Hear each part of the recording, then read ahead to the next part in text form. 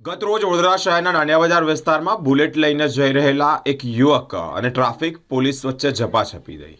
એ ઝપાઝપી અંતર્ગત ટ્રાફિકના નિયમોનું ઉલ્લંઘન કર્યું છે તેમ કહી અને માર પણ મારવામાં આવ્યો છે તેવા પણ આક્ષેપ યુવક દ્વારા કરવામાં આવ્યા છે. અને તે અંતર્ગત ટ્રાફિક વિભાગના એસીપી ડીએમ વ્યાસ જેનું નિવેદન સામે આવ્યું છે. કૈલાસ જાટ અને પોલીસ વચ્ચે બબાલ અને બબાલમાં એક પોલીસ અને કૌશલ બંને ઇજાગ્રસ્ત થયા છે.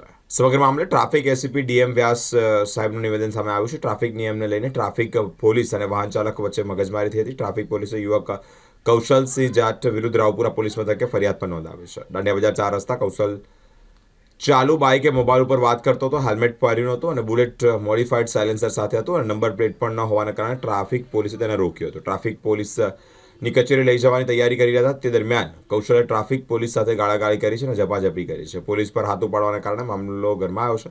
કૌશલના માતા પિતા પણ દોડી આવ્યા હતા અને પોલીસ મથકમાં હોબાળો મચાવ્યો છે. પોલીસે સમગ્ર મામલે વધુ તપાસ હાથ ધરી છે.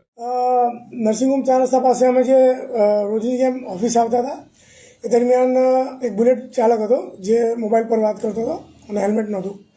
આગળ પાછળ નંબર પ્લેટ પણ નહોતી અને સાયલેન્સર પણ મોડિફાઈડ હતું.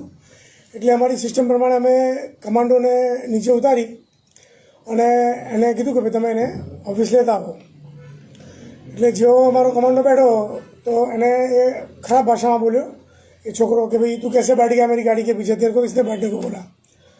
એ વાત અમને પછી જાણવા મળી. પછી એ ગાડી એને સાઈડમાં લગાવી દીધી, અમારી પાછળ ના આવ્યો. એટલે અમારા ઓપરેટર છે કિરણભાઈ, એને અમે ઉતાર્યા કે ભાઈ તમે જુઓ પેલો મગજમારી ના કરે, એને સંજય પટેલ લેતા આવો કે ભાઈ બહુ દંડ નહીં થાય એમ તેમ સમજાવીને લેતા આવો.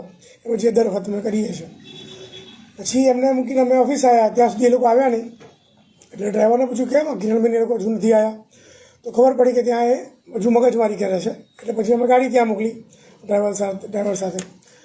એટલે ત્યાં એણે પોલીસ જોડે અભદ્ર વર્તન કરી. ત્યાં એક દીકરી પણ હતી પોલીસવાળી અને પોઈન્ટવાળા 4-5 પોલીસવાળા હતા. બધાએ સમજાવવા છતાંય સમજતો નહોતો અને પોલીસ જોડે ખરાબ ભાષામાં વાત કરવા માંડ્યો ને તુતારી કરવા માંડ્યો. અને એને બળપૂર્વક એને ગાડીમાં બેસાડતી વખતે બી એને પોલીસ જોડે ઝપાઝપી કરી. આ બધી વાત અમને પાછળથી જાણવા મળી હતી અને જે બાબતે રાવપુરા પોલીસ સ્ટેશનમાં અમારા ઓપરેટર કિરણભાઈએ ફરિયાદ કરી છે. અહીંયા લાવ્યા બાદ પણ અમારે અહીંયા એક કાર્યક્રમ ચાલતો હતો માર્ગ સલામતી માસનો, જેથી એને બેસાડીને અમે સમજાવ્યું કે બેટા ऐसा तुमने क्यों किया. તો એ પણ તું તારી કરીને જ વાત કરતો હતો, એને બોલવાનું કોઈ જ ભાન નહોતું. તો એના મધર ફાધરને બોલાયા, એના મધર ફાધર આવ્યા, એ પણ એવા જ હતા. એ ચીસાચીસને રાડારાડ કરવા માંડ્યા. અને એનો ભાઈ આવ્યો, એનો ભાઈ અને એના મા બાપ આને અહીંથી લઈ જવા માટે તાકાત કરવા માંડ્યા. એનો नानो भाई कहे कि भाई तुम उसको कैसे रोक सकते हो, चल मैं देखता हूँ कौन तेरे को रोकता है. એટલે અહીંયા પણ એમણે બહુ મગજમારી કરી. એટલે અમે ના છૂટકે કીધું ભાઈ જો તમારે ફરિયાદ જ કરી હોય તો તમે પણ ફરિયાદ કરો, અમે પણ ફરિયાદ કરીએ. એમ કરીને અમે રાવપુરા પોલીસ સ્ટેશન ગયા અને કિરણભાઈએ ત્યાં ફરિયાદ આપી છે. અને સામે પક્ષે શું કર્યું છે મને ખ્યાલ નથી.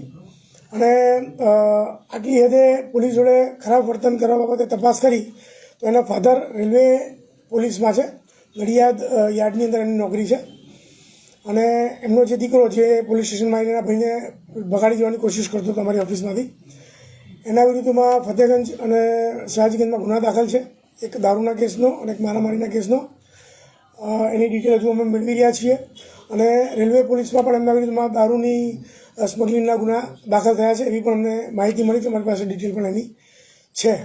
એટલે આવી ગુનાહિત માનસિકતા ધરાવતા જે ફેમિલી છે એની સાથે કાલે ટ્રાફિક પોલીસનો સામનો થઈ ગયો અને અણબનાવ બન્યો છે. એ બાબતે પોલીસ ફરિયાદ કરી છે. આગળની તપાસ રાવપુરા પોલીસ કરશે. એને 108માં લઈ જવો પડ્યો, માર્યો છે? ના, એને અમે અહીંયા લાવ્યા. અહીંયા લઈને એ મારી ગાડીમાં બેસવા તૈયાર નહોતા. એ જ ઉગ્ર ભાષામાં વાત કરતા હતા. એટલે અમે પીડી પરમાર સાહેબ જે અમારા બીજા પીઆઈ છે એમને કહી સમજાવીને અમારી જ ગાડીમાં અમને રાવપુરા પોલીસ લઈ ગયા. ત્યાં એના પેલા જ ભાઈએ કે જે અહીંયાથી એને લઈને ભાગવાની કોશિશ કરતો હતો, એનું નામ કુંતલ સમથિંગ છે, એના નાના ભાઈએ જ ત્યાં 108 બોલાવી અને દેખાડો કર્યો કે અમે બહુ જ ખરાબ રીતે ઘાયલ છીએ. તો ખાલી એમણે દેખાડો કરીને ત્યાં 108 બોલાવી, ત્યાંથી પછી એસએજીમાં ગયા. ના, એમને થોડુંક ઝપાઝપીમાં છોડાયું છે, એવું થયું છે પણ એ ગંભીર નથી. એટલે અમે કોઈ મેડિકલ સારવાર લીધી નથી. ખાલી ઉજળા જે કહેવાય ઉજળા ચપાચીપીમાં થાય એટલું થયું છે, પણ ગંભીર નહોતું એટલે દવાખાનામાં દાખલ નથી જાહેર હતું. જે વ્યક્તિ છે, જે વ્યક્તિ જાત કરીને કોઈ વ્યક્તિ છે, એ ખાલી બૂમો મારવાનું કારણ શું? એને ખબર એને ટેવ હતી એવી કે ભાઈ હું જોશથી રાડો પાડું તો આ લોકો મને બીકના મારે છોડી દે, કે એના મગજમાં જે હોય એ ખાલી બૂમો જ મારતો હતો. અમને ખાલી એને પૂછીએ તો પણ બૂમો મારતો હતો. સેમ વે એના ફાધર પણ એવા હતા. ના છૂટકે આટલી સર્વિસ દરમિયાન મારે પહેલી વાર મારે વિડીયો એનો લેવો પડ્યો, કારણ કે CRPFમાં છે, આર્મીમાં છે, શામાં છે, કહેતા નહોતા. એના ફાધરનું ખુદનું નામ નહોતા કહેતા. ના છૂટકે મારે એમને કેમેરો ચાલુ કરીને એમનું આઈ કાર્ડ માગવા માટે પણ વિડીયો ચાલુ કરવો પડ્યો. અને આઈ કાર્ડ પણ નહોતા આપતા કે પોલીસમાં છે કે નહીં. એમ એનો ના છૂટકે વિડીયો પણ એનો ઉતાર્યો છે.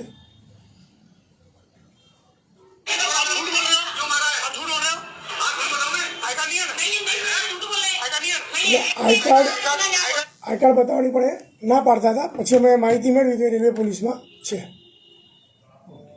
આપણા ટ્રાફિક જવાન પાસે બોડી ઓન કેમેરા પણ હશે એવું માનવામાં આવ્યું. હા, બોડી વન કેમેરો છે, એમાં શૂટિંગ થયું હશે, પણ એ હવે તપાસનો વિષય છે, તો અમે તમારી સામે ડિક્લેર નહીં કરી શકીએ. આપણે કઈ કલમ હેઠળ કયા ગુના નોંધ્યા? એના પોલ્યુશનને તમારે ડિટેલમાં પૂછવું પડશે.